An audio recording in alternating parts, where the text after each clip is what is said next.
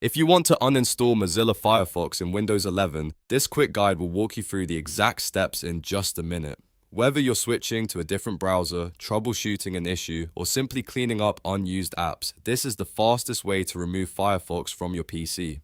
And if this tutorial helps, make sure to hit the like button and subscribe for more simple Windows 11 guides. Alright, let's get started. First, press Windows and R on your keyboard at the same time. This opens the Run Dialog box, which is one of the fastest ways to access Windows tools and settings.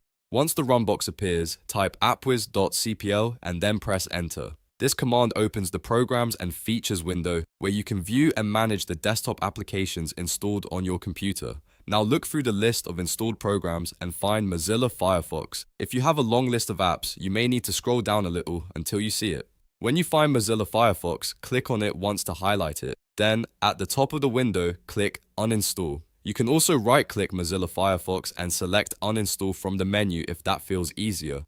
After that, Windows will begin the uninstall process. You may see a confirmation prompt asking if you're sure you want to remove the program. If so, confirm the action and let the uninstaller finish.